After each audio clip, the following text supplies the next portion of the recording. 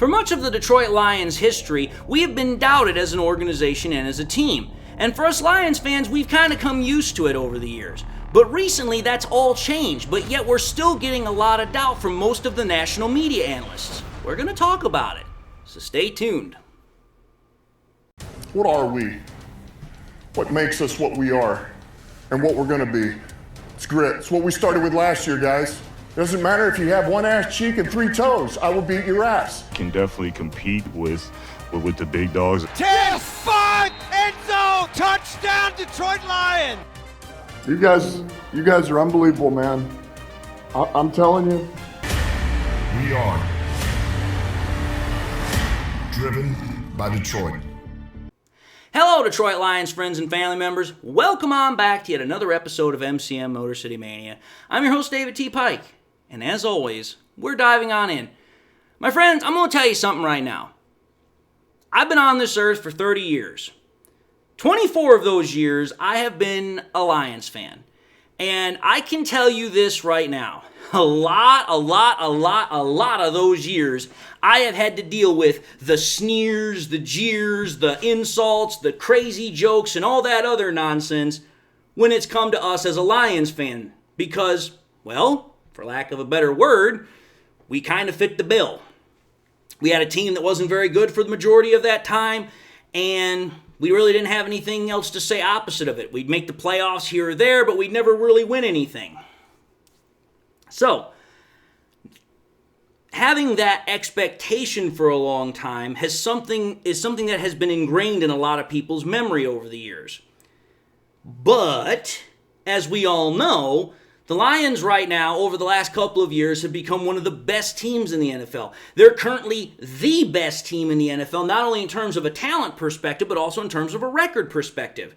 We're 12-1. We have the top offense in the NFL. We have one of the top defenses in the NFL.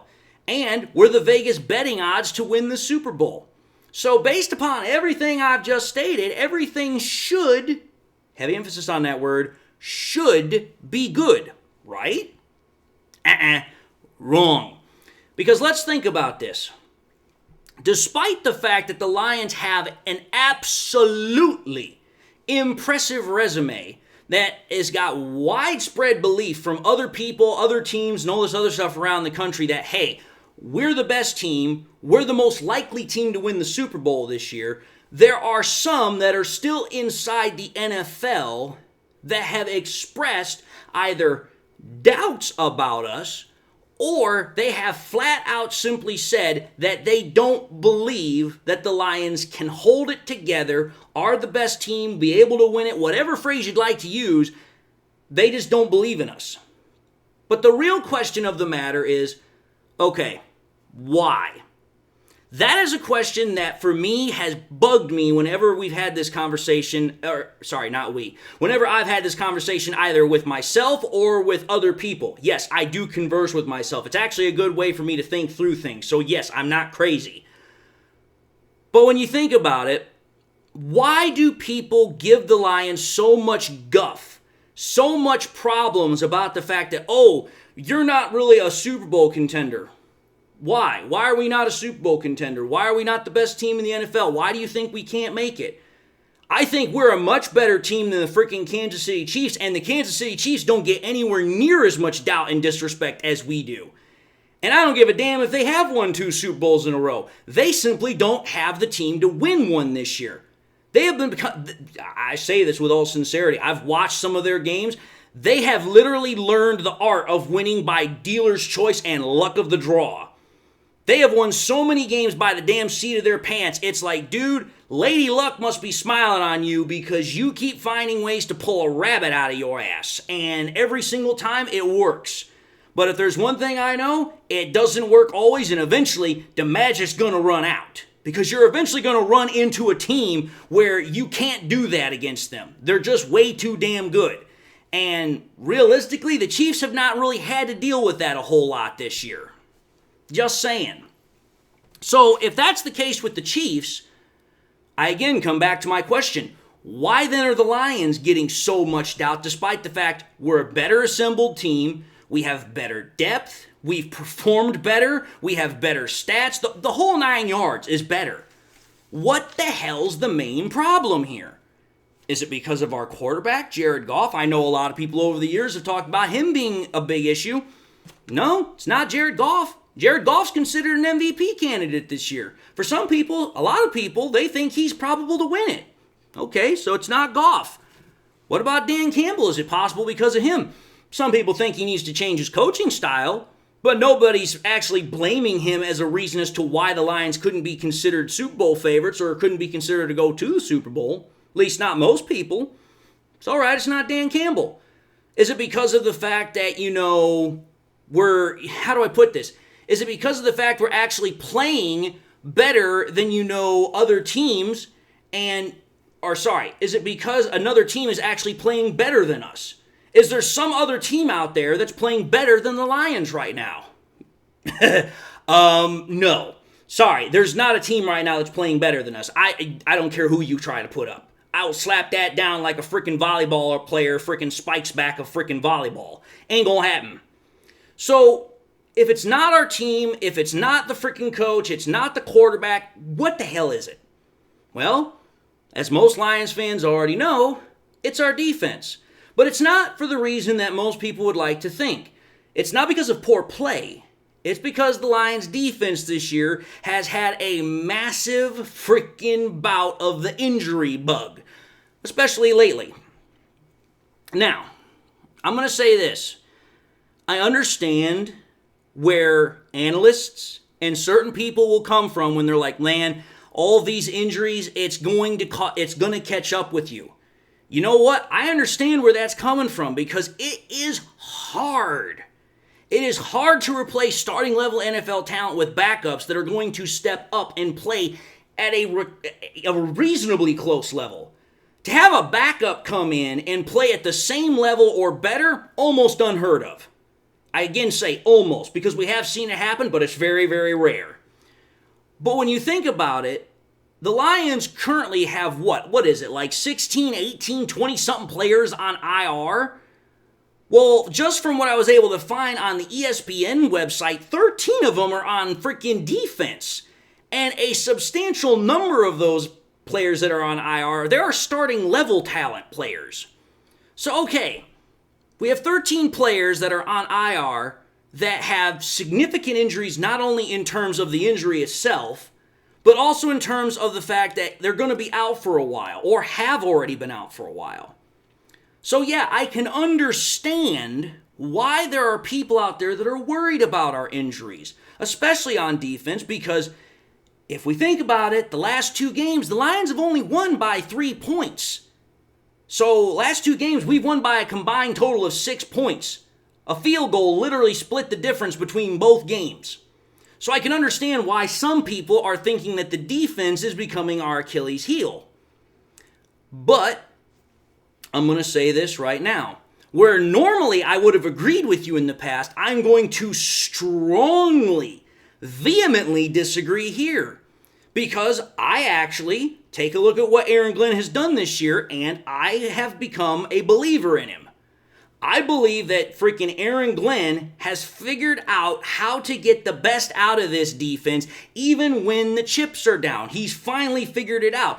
And I'm not saying that from the perspective of, oh, he was just stupid before and he couldn't figure it out. No. Think about it, folks. For all the years that I dissed Aaron Glenn, he had to always work with nothing to try and get something. Well, now he's got pieces around him that can actually propel the defense better. He's just got to try and make things work with other pieces that are not usually accustomed to being there. So he's got some experience as far as like, man, I've got to adjust things a little bit to get a lot more out of players that are not accustomed to getting this out of themselves. That kind of works for us. And when you take a look at what our defense has been able to do, despite the fact that our defense is so extremely banged up, our defense has still been able to hold itself relatively well against some pretty decent offensive attacks. I consider that a big accomplishment for our defense and Aaron Glenn. I'm not going to diminish it. So when people want to say that our defense is our Achilles heel, to be like, are you really sure it is? Because let me ask you this question. If our defense was such an Achilles heel, then why are we still winning with our defense making a lot of good plays? Because let's think about this, folks. We've all heard the same thing come out of Dan Campbell's mouth multiple times. They are expecting players to be coming back towards the end of the season. Guys like Kaminsky, Hutchinson is now being reported that he could be back in time for the championship game. Alex Anzalone freaking could be back by the end of the regular season or the beginning of the playoffs. Derek Barnes, Enos Rakestraw, Ife Melifonwu. These are all guys that are likely going to return just before the end of the regular season or the beginning of the postseason. That comes from Dan Campbell himself. The only one that's an exception to that is Aiden Hutchinson, because we're expecting him to be somewhere closer to the championship game or Super Bowl. But either way, you get Kaminsky back, you get Anzalone back, you get Barnes, Rakestraw, Melifonwu. I mean, you start getting all of these pieces and you start plugging them back in, now you've got a much different conversation. This is a defense that's been holding on by the skin of its teeth with backups and backups of backups. Now you plug in starting level talent again. Oh, we now have a completely different ball game on our hands. Now we've got a defense that, considering the fact most of these guys have not played for several weeks, they're fresh, they're hungry, they're angry, and they have got a determination to get to a Super Bowl and win a Super Bowl. My whole point is this, folks.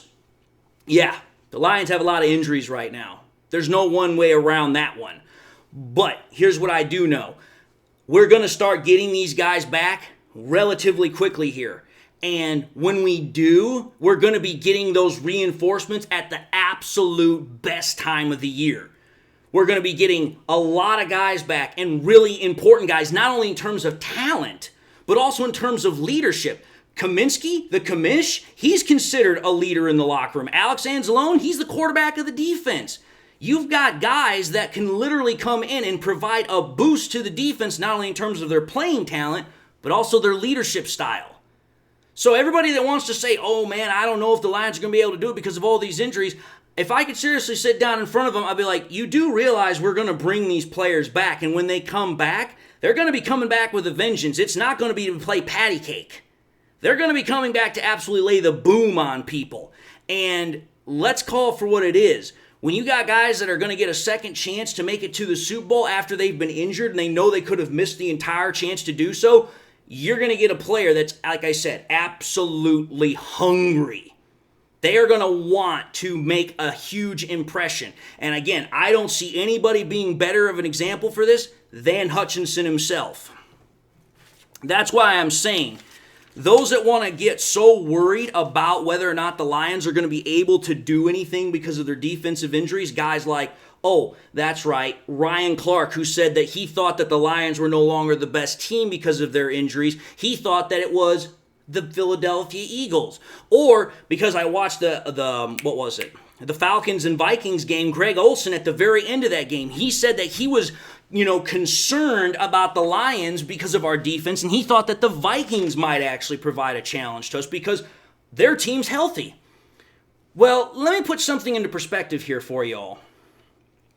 Despite the fact that we've had a lot of injuries, the Packers game that we just played last Thursday, very first game this year that we've allowed any team to score 30 on us.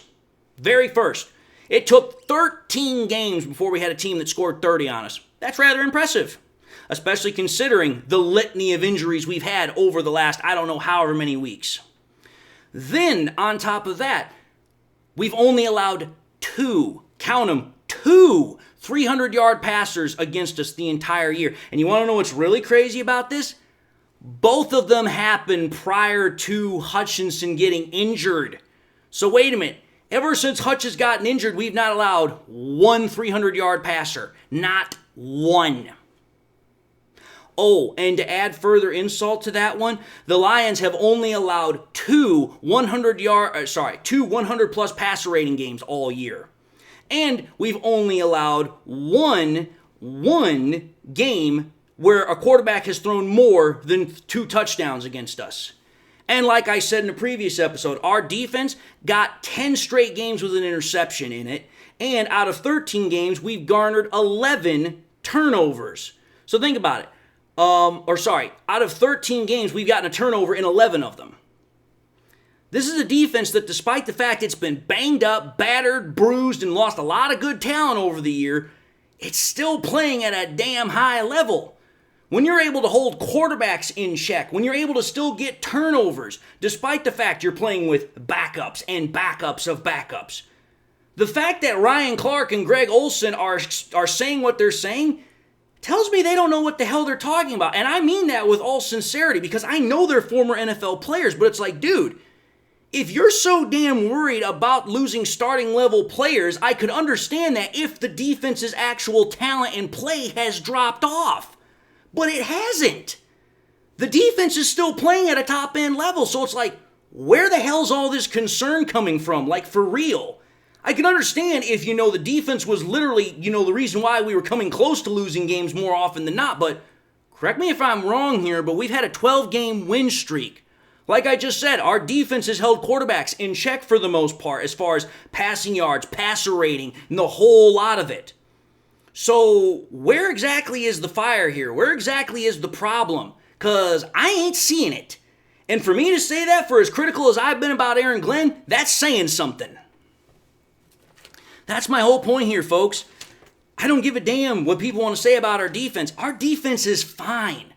And you know what? It's going to be better than fine when we get these guys back, which, as we just found out, like I said, from Dan Campbell, it's a lot sooner than a lot of people are going to be ready for. I can guarantee you that. We're most likely going to get them back before the end of the regular season or just in time for the playoffs. And since it's very likely we're going to get the first round bye, that makes it even better for us. Just saying, folks. But like my title says, people like Greg Olsen, Ryan Clark, all the doubters that want to keep saying that we can't do it, we won't do it, there's not a chance for us to do it. Okay, you're going to learn. You will eventually learn that doubting the Lions, it's not a smart venture. You will lose. And trust me, I have no doubt in laughing and saying I told you so to all the people that wanted to doubt us when the appropriate time comes. But having said that, I'm going to end this episode and say thank you all for watching in another episode of MCM Motor City Mania. If you like what you saw, by all means, I highly encourage y'all to watch the next episode. Also encourage y'all to do one of these three things: like, comment, and subscribe to the channel. If by chance you subscribed in the past and you forgot to do so at the time, want to highly encourage y'all, please make sure you hit that bell notification icon so that you guys never miss any more content that I push out. Also encourage y'all, please, to share this content with your Lions friends and family members. Share here on YouTube, Twitter, Facebook. Share it wherever and anywhere you possibly can. The more we do it, the greater the channel can grow and spread. And with that being said, whether this is your first time watching or you guys have been a long-time viewer, I hope you all got something out of the content and you all learned something and you enjoyed it. Also hope you all have something in your life makes you happy, makes you smile. God bless, my friends. And until the next time we meet, I'll see you all in the next episode.